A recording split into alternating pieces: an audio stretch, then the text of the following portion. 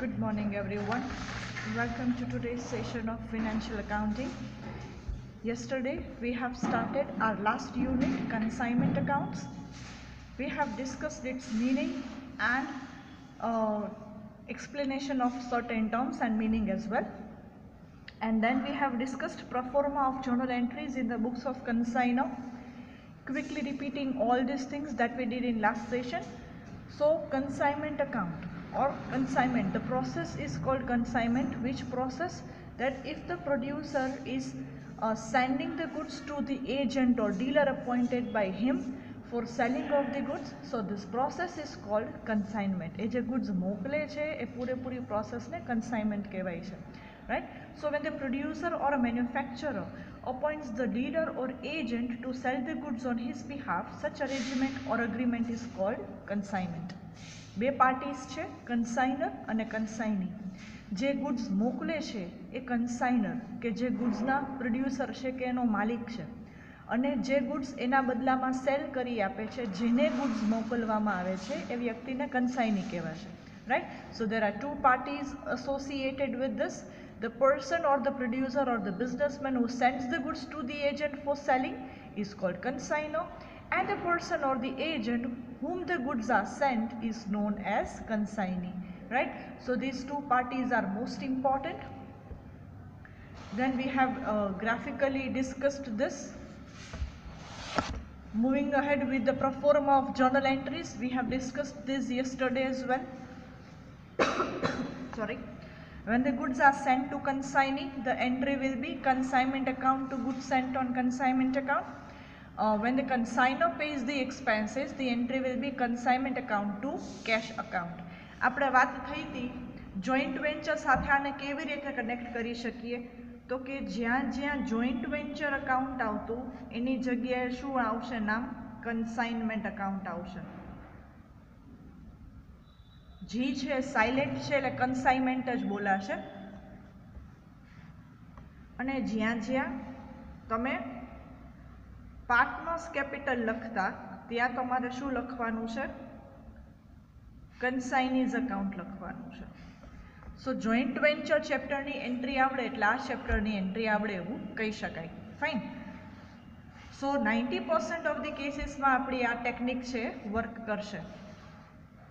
Then when the advance is received from consignee, so bills receivables વાળી જે entry છે એ પણ જોઈન્ટ વેન્ચર ચેપ્ટર જેવી જ રહેશે, પણ પાર્ટનરના નામની જગ્યાએ આવી જશે કન્સાઇનીનું નામ. So bank or bills receivables account to consignee's account.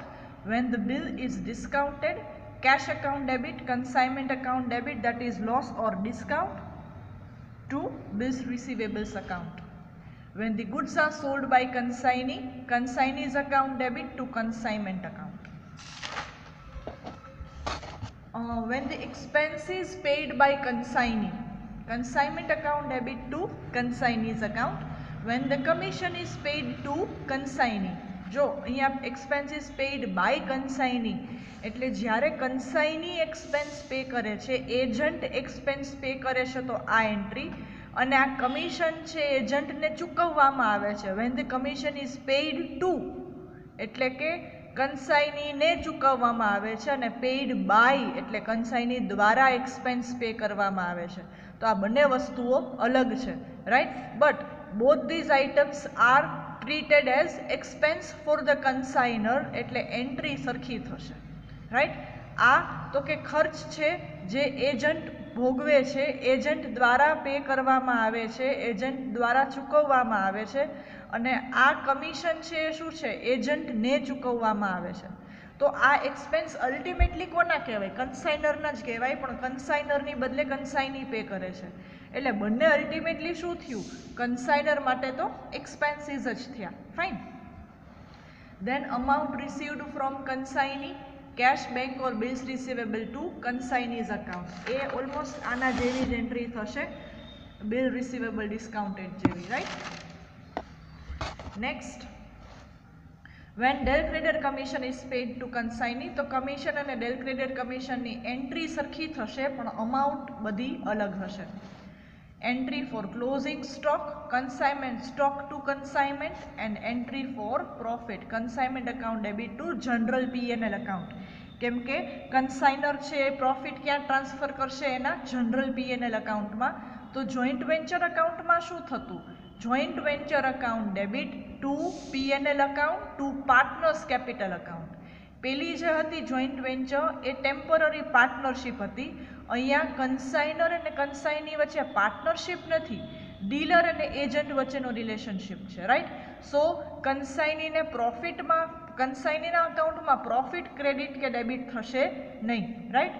So here consignment account debit to general P&L account. તો પૂરેપૂરું પ્રોફિટ છે કન્સાઇનરના અકાઉન્ટમાં ક્રેડિટ થશે, રાઈટ. કન્સાઇનીને એમાંથી કશું મળશે નહીં. તો અહીંયા સુધી આપણે ગઈકાલે કરેલું. Right now we are moving towards one of the most important working note which will be discussed in each and every examples of this chapter, that is closing stock calculation, right.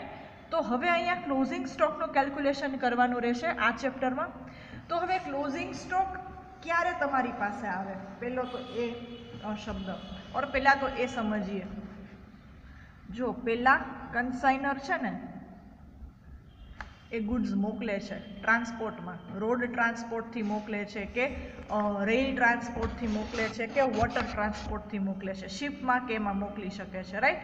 તો પહેલાં goods send થાય છે, પછી માલ મોકલવાના ખર્ચ થાય છે.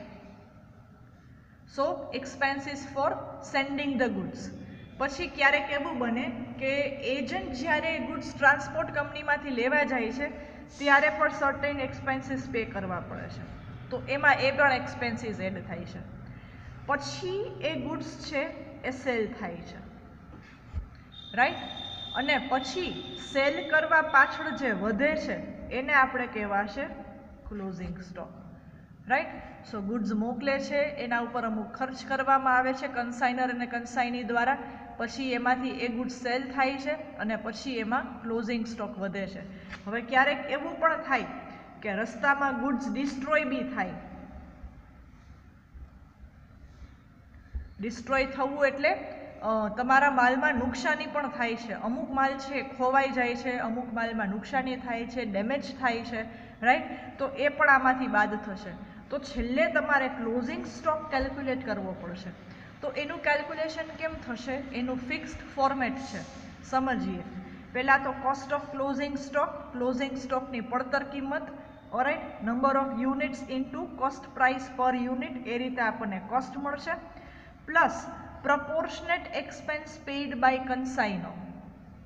હવે માનો કે તમે સેન્ડ કરો છો 10,000 યુનિટ્સ અને ક્લોઝિંગ સ્ટોક વધે છે 1000 યુનિટ્સ. તો હું 10,000 યુનિટ્સ માટે જો હું 200 રૂપીસ પે કરતી હું તો 1000 યુનિટ માટેના એક્સપેન્સ કેટલા થાય? 20 રૂપીસ થાય. તો આને પ્રપોર્શનેટ એક્સપેન્સ કહેવાય. જેટલો ક્લોઝિંગ સ્ટોક બચે છે એ ક્લોઝિંગ સ્ટોક ઉપર કેટલા એક્સપેન્સ કરેલા હોય એ આપણે એની સરેરાશ લેવાની છે, રાઈટ. ઓર આપણે એનું કહેવાય કે એનું પ્રમાણ લેવાનું છે. સો પ્રપોર્શન લઈને આપણે કેલ્ક્યુલેટ કરશું. તો એની ફોર્મ્યુલા છે closing stock units into expenses paid divided by total unit sent, right. તો તમને પ્રપોર્શનેટ એક્સપેન્સ મળી જશે. અહીંયા મેં તમને જો પ્રપોર્શનેટ એક્સપેન્સનું એક્ઝામ્પલ આપ્યું, હું 10,000 ગુડ્સ મોકલું છું, 10,000 યુનિટ્સ ગુડ્સ મોકલું છું, એની પાછળ 200 રૂપિયાનો ખર્ચ થાય છે. તો વધેલા 1000 યુનિટ ઉપર કેટલો ખર્ચ થયો હોય? તો કે 20 રૂપિયાનો, રાઈટ. તો આ જ વસ્તુ ત્રિરાશિમાં મૂકો એટલે તમારી આ ફોર્મ્યુલા બની જશે. So plus proportionate expenses paid by consignor, right, એ એમાં એડ થશે. And then proportionate expenses paid by consignee, closing stock units into expenses divided by good received units. or જે સારી યુનિટ્સ મળે છે કે જેટલી યુનિટ્સ તમે રિસીવ કરો છો એ લેવાની. હવે હમણાં જ આપણે વાત થઈ કે ગુડ્સ ડિસ્ટ્રોય થતો હોય છે રસ્તામાં. તો માનો કે મેં 10,000 યુનિટ્સ મોકલ્યા, એમાંથી 1000 યુનિટ્સ છે ડિસ્ટ્રોય થઈ ગયા, ખરાબ થઈ ગયા, બગડી ગયા, કે હવે જે સેલેબલ કન્ડિશનમાં નથી, રાઈટ. તો કન્સાઇની કેટલા રિસીવ કરશે? 900 યુનિટ્સ રિસીવ કરશે. તો અહીંયા આવશે 1000 અને અહીંયા આવશે 900, રાઈટ. કેમ કે કન્સાઇની કોના ઉપર એક્સપેન્સ પે કરશે? જે ગુડ્સ સારો છે, સેલેબલ યુનિટ્સ છે એના પર. So proportionate expenses paid by કન્સાઇનીમાં નંબર ઓફ યુનિટ્સ કેટલા આવશે? જે ગુડ યુનિટ્સ છે, સારા યુનિટ્સ છે, કે જે સેલેબલ કન્ડિશનમાં છે એ જ આવશે. આ બધી વસ્તુ જ્યારે આપણે એક્ઝામ્પલ કરીએ છીએ ત્યારે કમ્પ્લીટલી ક્લિયર થઈ જશે, રાઈટ? તો અત્યારે તમારે ખાલી એનું ફોર્મેટ જ સમજવાનું છે કે કઈ જગ્યાએ કઈ વસ્તુ આવે. હવે અહીંયા એક્સપેન્સ પર મેં ડોટ કરેલો છે, તો અહીંયા એક્સપેન્સીસ કયા લેવાના? તો મેં અહીંયા નોટ લખેલી છે. The expenses will include only non-recurring expenses, that is expenses till the go down, like clearing charges, customs, octroi, carriage inward, etc. હવે અહીંયા એક્સપેન્સ કયા લાગશે? કે જે તમે માલ ઉપર ચૂકવો છો અને એક જ વાર ચૂકવો છો એવા એક્સપેન્સીસ આવશે. એટલે એને શું કહેવાય? Non recurring expense. રિકરિંગ એટલે વારંવાર થવું. તો જે ખર્ચ વારંવાર નથી થતા એ જ ખર્ચ અહીંયા ઇન્ક્લુડ થશે. કયા કયા ઇન્ક્લુડ થશે? તો કે ક્લિયરિંગ ચાર્જીસ. ક્લિયરિંગ ચાર્જીસ એટલે કે માલ છોડાવવા માટેના એક્સપેન્સ. ઓકે, ગુડ્સ તમે જ્યારે લેવા જાઓ છો ત્યારે તમે જે પે કરો છો એને ક્લિયરિંગ ચાર્જીસ કહેવાય. કસ્ટમ્સ, ઓક્ટ્રોય, જે ડ્યુટી પે કરવાની હોય એની વાત કરું છું, ગવર્મેન્ટ ઓફિશિયલ્સને. અને કેરેજ ઇનવર્ડ એટલે કે આવક માલગાડા ભાડું. કન્સાઈની જ્યારે ગુડ્સ એના ગોડાઉનમાં કે એની ઓફિસ પર લઈ આવશે એનો જે એક્સપેન્સ છે એને શું કહેવાશે? Carriage inward, right? તો જ્યાં સુધી આ માલ કે ગુડ્સ જે મોકલ્યો છે એ કન્સાઈનીના ગોડાઉન સુધી ન પહોંચી જાય ત્યાં સુધીના જ એક્સપેન્સ લેવાના. ગોડાઉનમાં પહોંચી જાય પછી કયા એક્સપેન્સીસ થાય? તો કે એડવર્ટીઝમેન્ટ એક્સપેન્સ થાય, ગોડાઉનનો રેન્ટ થાય, બીજા કોઈ સેલિંગ એક્સપેન્સ થાય, તો એ અહીંયા ધ્યાનમાં લેવાના નથી. અગેઇન જ્યારે એક્ઝામ્પલ કરીએ છીએ ત્યારે આપને આઈડિયા આવી જ જશે કે કઈ વસ્તુઓ લેવાની અને કઈ નહીં લેવાની. હું તમને ડિટેલ નોટ પણ લખાવીશ, so just don't worry about that. Right now you just need to understand which item is going to be placed where, right? અને કઈ આઇટમ ક્યાં આવે છે તો ખરા જ, અને કઈ આઇટમ શું કામ આવે છે એનું એક્સપ્લેનેશન તો હું અત્યારે આપું જ છું. Fine. So this represents the calculation of closing stock કે જે દરેક એક્ઝામ્પલમાં તમારે કરવું પડશે, રાઈટ? સો ક્લોઝિંગ સ્ટોકની વેલ્યુ જો ઇનકરેક્ટ આવશે તો તમારું કન્સાઇનમેન્ટ એકાઉન્ટનો પ્રોફિટ કરેક્ટ નહીં આવે, ઓરાઈટ? અને તમારો એક્ઝામ્પલમાં તમને પૂરા માર્ક્સ નહીં મળે. સો કેલ્ક્યુલેશન ઓફ ક્લોઝિંગ સ્ટોક બરાબર ધ્યાનથી જોજો, ઓરાઈટ? કોઈ પણ એક્ઝામ્પલની આ વર્કિંગ નોટ છે એ ઇમ્પોર્ટન્ટ છે. For more details, you can refer textbook page number 55 and 56. So don't forget to refer that as well, right? So this is the calculation of closing stock. એનું પ્રોફોર્મા, એનું format આ રીતે થશે. Next, calculation of abnormal loss. આ પણ ઘણા બધા એક્ઝામ્પલમાં એઝ અ સેપરેટ એડજસ્ટમેન્ટ આપેલું હશે, તો આ જોઈ લઈએ શું છે. Calculation of abnormal loss. હવે લોસ ક્યારે થશે? કે જ્યારે રસ્તામાં તમારો ગુડ્સ છે એ ડિસ્ટ્રોય થઈ જાય, બરાબર છે? રસ્તામાં તમારો માલ છે એ ખરાબ થઈ જાય. હવે પહેલાં તો અબનોર્મલ લોસ ને નોર્મલ લોસ વચ્ચેનો ડિફરન્સ સમજીએ. સોરી, માનો કે મારી પાસે એક વુડન શીટ છે.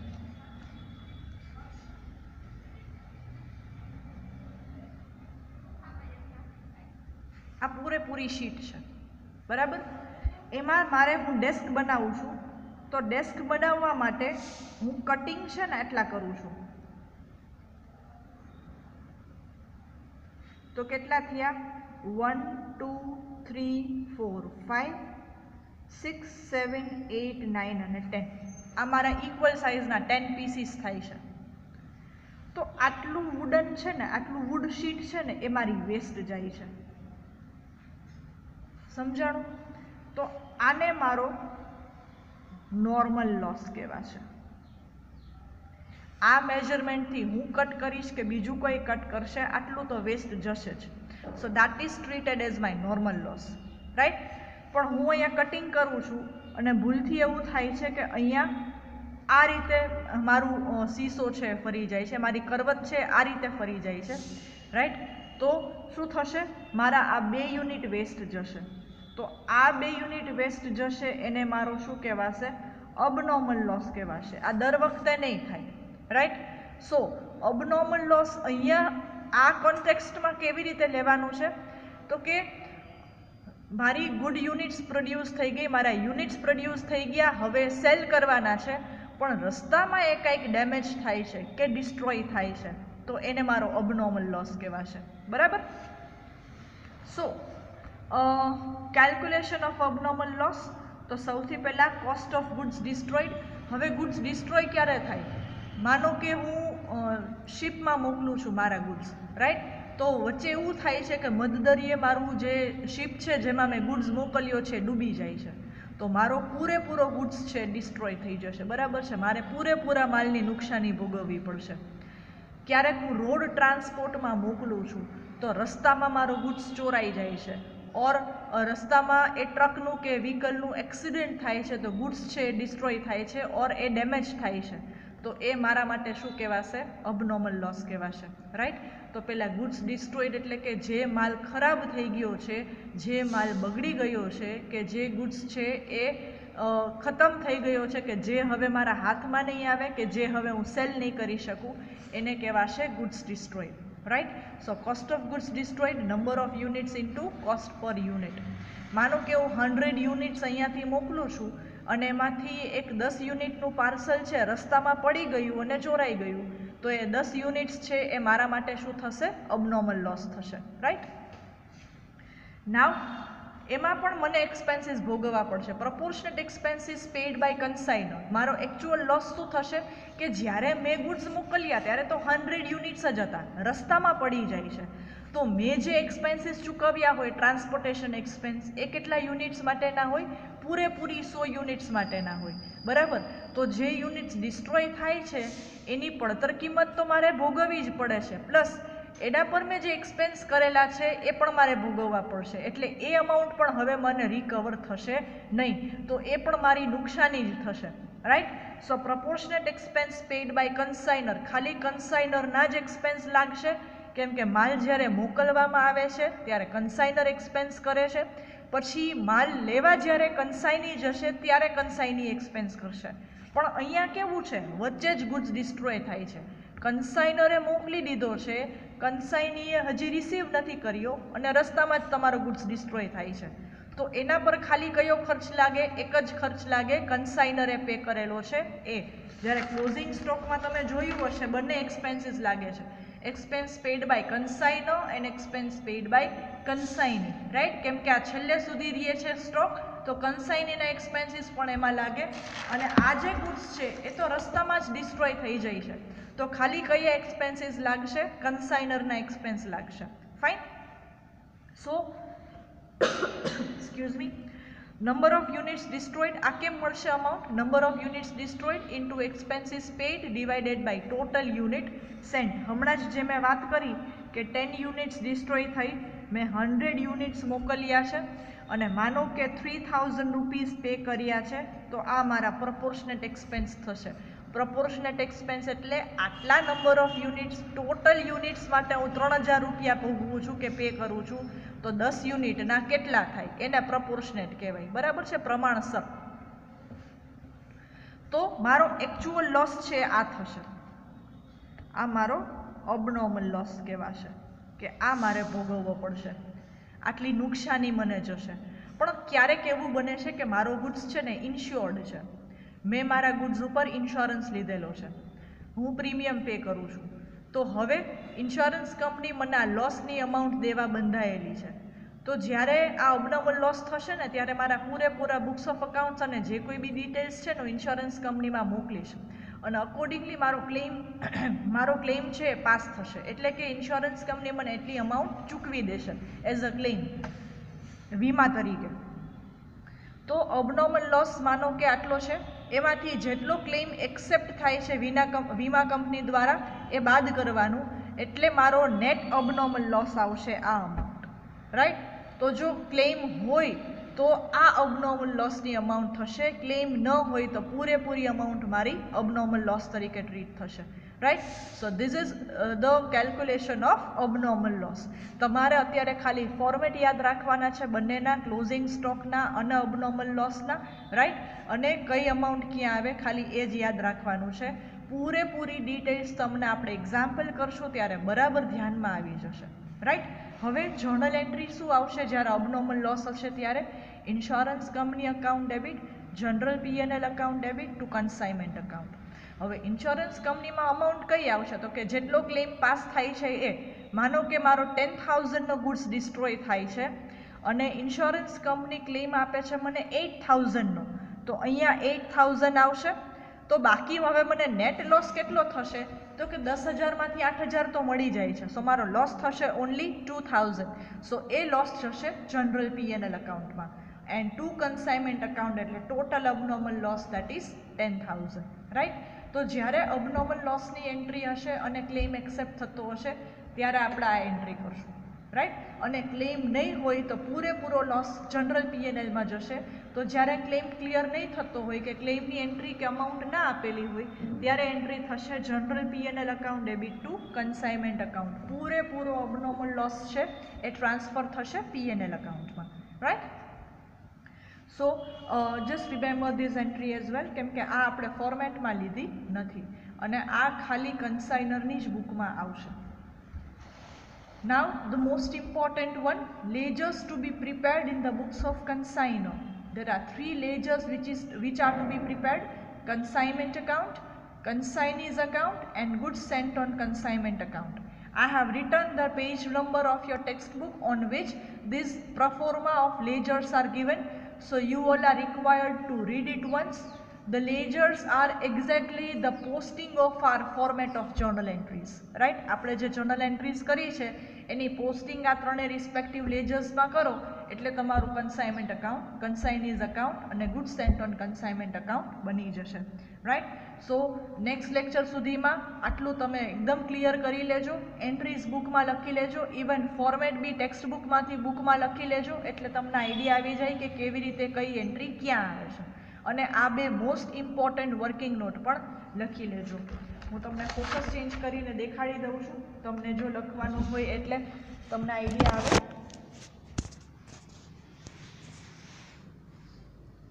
Okay, so this is the calculation of closing stock.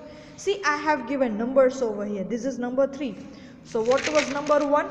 The number 1 was meaning and explanation, right? The number 2 was pro forma of journal entries in the books of consignor. Number 3 is this calculation of closing stock.